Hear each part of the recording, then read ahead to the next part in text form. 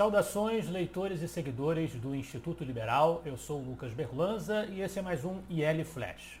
Aquele momento da semana em que a gente elenca os 7 artigos que mais impactaram e que mais fizeram sucesso no nosso site oficial e nas nossas redes sociais.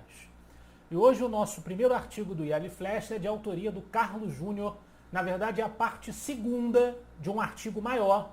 Nós já tivemos algumas semanas a publicação da sua primeira parte, que é o artigo O Risco de Americanização do Liberalismo Brasileiro. Nesse segundo, o Carlos Júnior basicamente dá sequência ao seu esforço por atentar para a importância de os liberais, no seu combate político e teórico, atentarem para a dimensão da cultura, a importância de defender os valores da civilização ocidental, para através desses valores e através desse paradigma, desse referencial cultural, os liberais poderem assentar as instituições e a dinâmica econômica relativas ao liberalismo. Essa sociedade livre que os liberais devem defender, assentada nesses valores, também depende, qualquer liberal haverá de concordar, de uma sociedade com imprensa atuante. Sobre a imprensa atuante vem um artigo crítico ao governo Bolsonaro, do Gabriel Wilhans. A imprensa não pode ser ameaçada por fiscalizar o governo. O artigo do Gabriel pega carona na declaração do presidente da República a um jornalista que perguntou a ele sobre o dinheiro que teria sido depositado pelo Fabrício Queiroz, o ex-assessor do seu filho Flávio Bolsonaro, na conta da sua esposa Michele Bolsonaro. Essa notícia virou foco das discussões na mídia, né? Virou objeto de comentários de hashtag no Twitter, viralizou a cobrança ao presidente quanto a esta questão, porque nessa ocasião, quando o repórter fez essa pergunta a Bolsonaro, Bolsonaro respondeu que tinha vontade de encher a boca do repórter de porrada. Português claro, foi isso que ele disse. Para o Gabriel Wilhans, essa pergunta do repórter, me diga o que tem de verdade, como você explica essa questão relativa à sua esposa, né? É uma pergunta bastante razoável em qualquer sociedade democrática. O repórter tem o direito de fazer essa pergunta e não merecia ter recebido uma resposta como a que Bolsonaro lhe deu, na visão do Gabriel Wilhans. Para ele, o liberalismo é plural, e o Instituto Liberal concorda, é a nossa referência que é a pluralidade, a diversidade de posições, mas sob nenhuma corrente liberal faz sentido defender que o presidente ameace dar porrada, nas palavras dele, né, em um repórter que inquiriu o presidente sobre depósitos suspeitos na conta de sua mulher. Faz parte da tarefa da imprensa fazer esse tipo de pergunta e fiscalizar a honestidade, a decência, a ética no entorno do presidente da República. A visão que o Gabriel Wilhans traz, repreendendo severamente o gesto do presidente Jair Bolsonaro. Sociedade livre também rima com Adam Smith. E sobre Adam Smith vem o artigo do Yanker Zimmer, Adam Smith, o casaco de lã e a burocracia no Brasil. Nesse artigo, o autor traz diversas ilustrações e aplicações também ao contexto brasileiro, mas principalmente alegorias, narrativas que tentam representar o pensamento do Adam Smith, as críticas do grande defensor do liberalismo econômico inglês ao intervencionismo na economia como fator de distorção das relações de produção, que impacta nessas relações. O Yanker, inclusive, pediu a mim e ao presidente do conselho do IEL, o Rodrigo Constantino, que fizéssemos comentários e que fizéssemos analogias nossas próprias para que ele as incluísse no artigo, e assim o fez, resultando nesse grande texto sobre o pensamento de Adam Smith. Agora um artigo elogioso ao governo federal. Um artigo do Antônio Claret Júnior, A Casa Verde e Amarela leva água e esgoto para muitos brasileiros. É um elogio à medida provisória, decretada pelo governo Bolsonaro, que instituiu o programa habitacional Casa Verde Amarela. Financiamento habitacional, na leitura do Antônio Claret, é uma medida antiga que já é praticada no país faz algum tempo, mas esse programa que o governo Bolsonaro está aprovando traz uma grande diferença que contribui para ele na solução até da falta de saneamento básico no país, esse grande problema que vem sendo levantado, suscitado há gerações no Brasil. O cidadão vai poder usar o recurso do financiamento desse programa para regularizar o terreno onde ele vive, que pode financiar também a instalação de uma infraestrutura básica, de água, esgoto, drenagem, iluminação pública e, por fim, a indenização ao proprietário original de uma área ocupada irregularmente. Então, é um programa que para ele é positivo do ponto de vista do combate ao problema do saneamento e que deve ser aplaudido pelos liberais.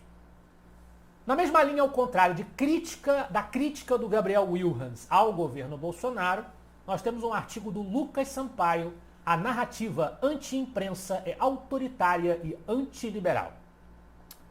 O autor também critica a mesma coisa que o Gabriel Wilhans criticou, critica o comportamento do presidente Jair Bolsonaro diante da imprensa.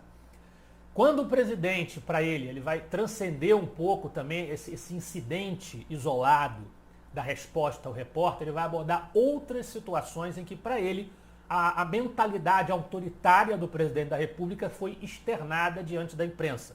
Quando o presidente se recusa a dar entrevista para um determinado jornal, evita dar satisfações à sociedade através de todos os veículos de imprensa que lá aparecem, quando ele tenta ocultar dados da pandemia do coronavírus para que não sejam noticiados no Jornal Nacional, né? O Jornal Nacional que tem uma postura mais crítica ao governo. O governo, então, tenta soltar as informações, o saldo geral do coronavírus do dia, do mês, da semana, né? Depois do jornal, para que o jornal não possa informar. Né? Quando o presidente ameaça, aí sim, o caso, jornalista por ele fazer uma pergunta, ou quando militantes bolsonaristas decidem agredir fisicamente repórteres que estavam apenas fazendo o seu trabalho, o que está sendo atacado para o Lucas Sampaio não é o viés de esquerda da imprensa. Que a gente pode criticar o viés de esquerda da imprensa, a gente pode denunciar inteligentemente esse viés. Mas para ele, o que está sendo atacado não é o mau trabalho da imprensa, mas a atividade jornalística em si. O exercício em si da profissão está sendo a priori afrontado pelo presidente da República. E isso para ele é uma narrativa antiliberal, por ser anti-imprensa em essência, em geral e não em específico, e é adotada por muitos militantes do governo atual, inclusive pelo próprio presidente muitas vezes. É a crítica que o Sampaio faz a ele, dizendo que ele deve ser mais liberal nesse aspecto. Do presidente para o STF. O alvo agora é o STF, o Supremo Tribunal Federal, com seu autoritarismo, através do Senado. No artigo do Carlos Júnior também, até quando o Senado fará vista grossa para as insanidades do STF.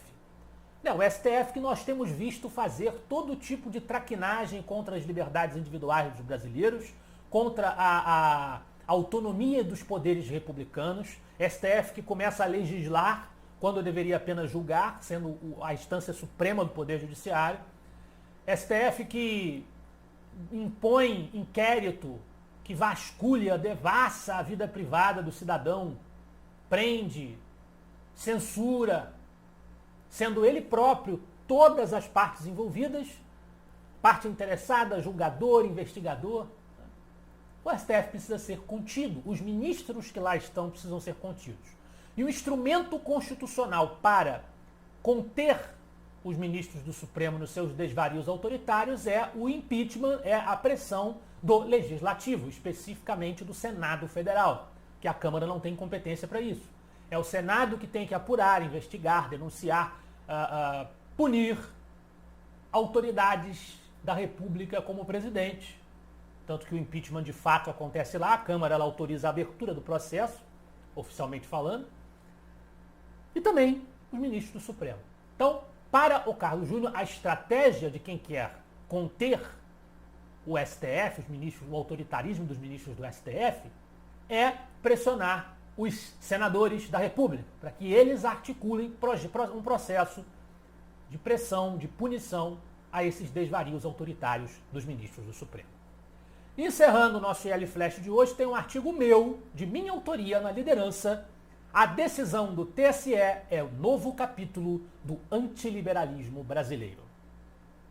Do STF para o TSE, os dois compartilham o ministro Luiz Roberto Barroso, e é sobre Barroso que eu falo nesse artigo. Eu pego o Barroso como estopim para esse artigo, uma vez que Barroso participou junto aos demais ministros do TSE e justificou isso, dizendo que isso era um gesto em nome da igualdade racial, etc, etc.